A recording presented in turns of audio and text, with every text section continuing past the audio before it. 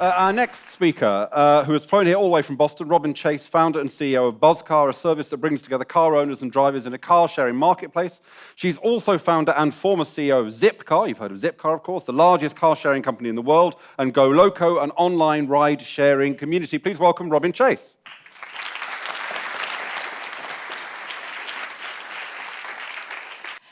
So when I think about smarter mobility, I really am thinking about the future of mobility. And the future of mobility, if I had my druthers on the 5 minutes, I would tell you that the future is going to be urban. We know that 50% today and going to 80% by 2050 are going to be urban. It's therefore going to be multimodal, because we can't fit the number of people and cars as we have in cities today. And if we think of Manhattan as a very dense Western city, it is in the density of cities, it is not even in the top 50% of dense cities. And in Manhattan, only 50% of the households own cars. So we're going to be going to a place where 10% of the households own cars. It's faster, quicker, cheaper. It will be multimodal because you'll be using the car that you want for each particular trip. Just like in the morning when you wake up, how am I going to, am I going to cook myself? Am I going to eat it? Am I going to eat it prepared? You'll have this whole suite, and that is going to be the future, that I'll be choosing many, many different modes. And the vehicles, when they exist, will be shared ones. And we know that because, as we saw with Zipcar, that instead of each person owning their own car, we have one car that's shared by 50 people. 20 of those people were going to own their own car, and because of access to a shared car, they no longer own it. So it reduces dramatically the number of shared cars. In the future, there will be all shared cars, is my view, definitely in the cities. And we'll see later, I think, elsewhere as well. So since I'm supposed to talk about cars, I don't think the future has a very small place for the cars. So what's really interesting that's happening in the car mobility sector is that there's a new organizational structure that partners institutions and big companies that build a platform for participation and then asks peers and individuals to be co-investors in that business model. So if we think about Zipcar owned and operated its own cars, and that meant that Zipcar would only put cars in places where you get a return on investment, and I would never put a car where I wasn't assured of getting that. I started this company, BuzzCar, in France, where individuals are renting out their own vehicles. And I think of this as tapping into excess capacity. And so because it's people's own cars, they've already bought that asset for themselves. If they rent their car one time a year, excellent. If they rent it once a month, better. And if they rent it 3 times a day, fabulous. But because of that, that co-invest, this co-partnership that I think of as Peers Incorporated, we now, after 2 years in France, have 7,000 cars across the country to be rented. And we can have transactions happen in places where you would never have a car rental company and never have a car sharing company because you couldn't get the return on investment. So this is happening in many, many different places. The largest ride-sharing company in the world, again, excess capacity. I'm going from one place to another, far away, and I have my 3 empty seats. It's called BlaBlaCar. They move the equivalent 3 million people, I think, every year. They move the equivalent of 2,500 high-speed trains every month, but they didn't buy a train car or lay a track. This is how we're moving people in the future. Sidecar and Lyft. These are 2 companies that are startups in San Francisco, and they are, you drive your own car as a taxi, as if you were a taxi. So again, we're not buying any new taxi cars, and these cars, it's just like driving your own taxi. Another, Uber, is the same concept, but they're doing it 2 different ways. One, if you're an owner of a black car or of a taxi, if you have that kind of driver's license, through the app, they take out the middleman, so it's a faster connection. Again, the company invests in the platform, and it's others who are co-investing. Another example, to go to the developing world, this is called G-Auto, and it's in India. The platform is that they do bulk buying of diesel fuel. They create standards of etiquette for drivers. They pay for school fees and health insurance, and independent auto rickshaw drivers join that company that's done all of those things for them. And again, they've created this bigger platform.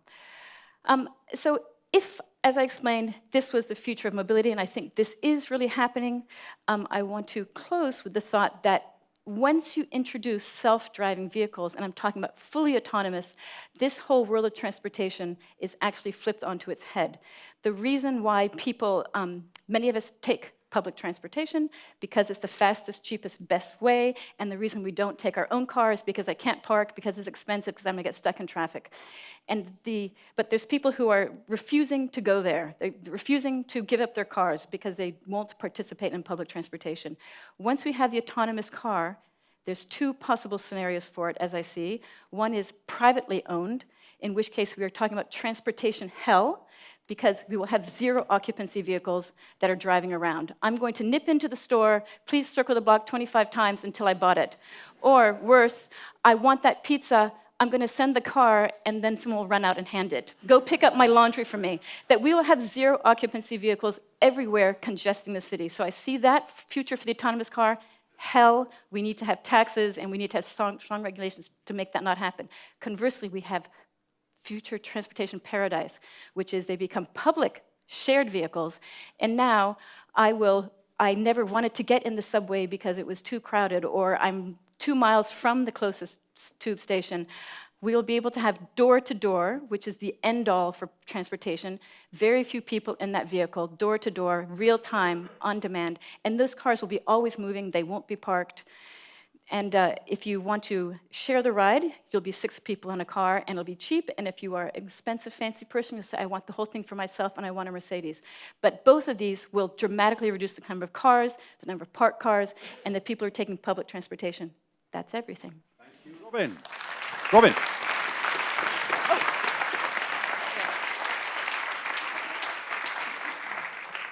Fantastic. I love the idea of the car. Get me a pizza. Right, so, there's already a hand right up there. It's the little cars, you see. They want the little cars. And there's another one down below. Is there? Ah, very good, yeah. Thank you. My name's Alex Shea. Firstly, let me say I'm a great fan of Zipcar. I have a membership myself, so I'm all for that. But if you really do reduce the number of cars by a factor of 50, aren't you going to be the biggest enemy of the automobile companies? I know Ford, I think, are already an investor in, is it Zipcar?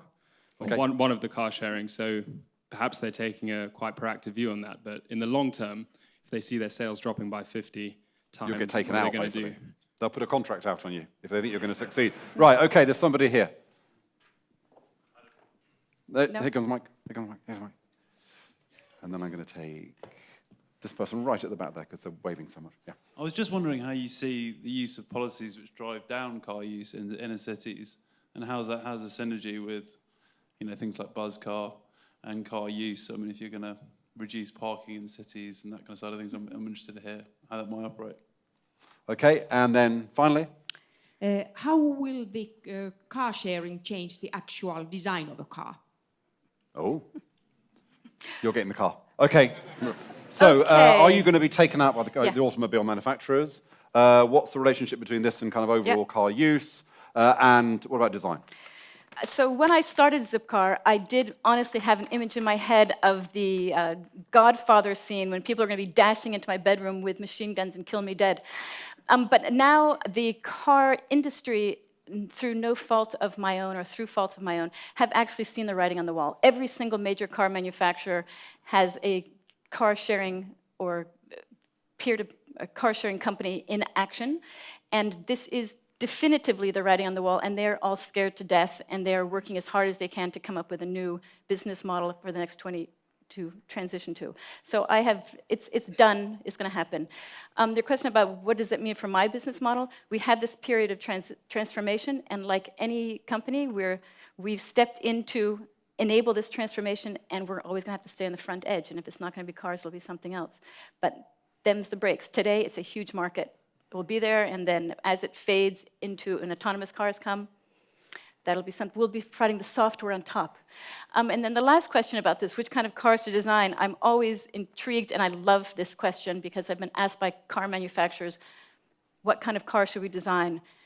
There's 3 points. Point number 1, we have to disaggregate ownership from access to the car. And this has been a huge challenge for Zipcar, and we had to build our own.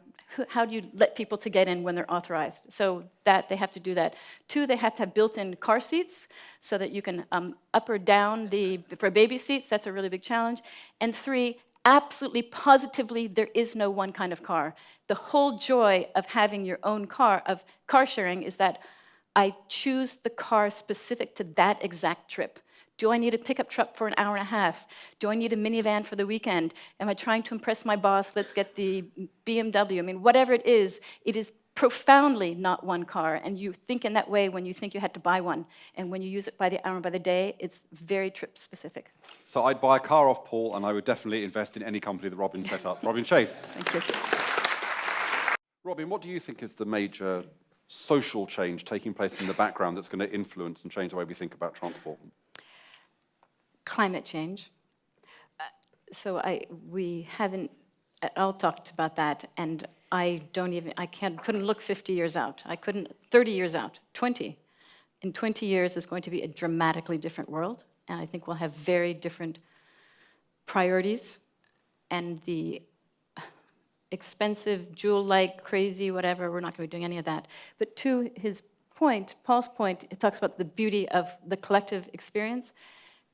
If my optimism comes to part of that if I think of what we have to do in the next 20 years is going to, I think we can achieve it if we think of the collective intelligence as in building platforms for participation where we can tap into individuals' unique, spectacular skill sets. And not everyone will be coming up with that particular thing, but as the person who was 15 who came up with whatever, I think in the world at large is going to be we will hopefully be able to tap into those amazing innovations and great breakthroughs. But I think climate change is the single largest anything that is shaping everything. Can I just chuck one more question at you, Robin, which is, I'm increasingly convinced that radical change is more likely to happen at city level than national level, because city politics seems so much more kind of dynamic, Right. and businesses and Right. political leaders work more effectively together. Do you in your business, in this debate, do you sense that it's more at the metro level that we're going to see innovation rather than national level?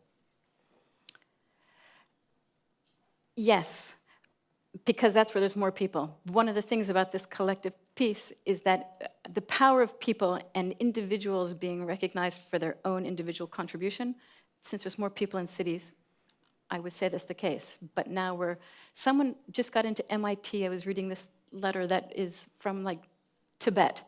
And how did he ever get here was he did an online course. He scored the highest in this online engineering course, and they flew him in and said, welcome with a full scholarship. I might have that story slightly wrong, but it was from a person from a dramatically, incredibly remote rural place. So I think it's the power of tapping into individuals that we'll see. And certainly around politics, absolutely. We're seeing that cities are movers.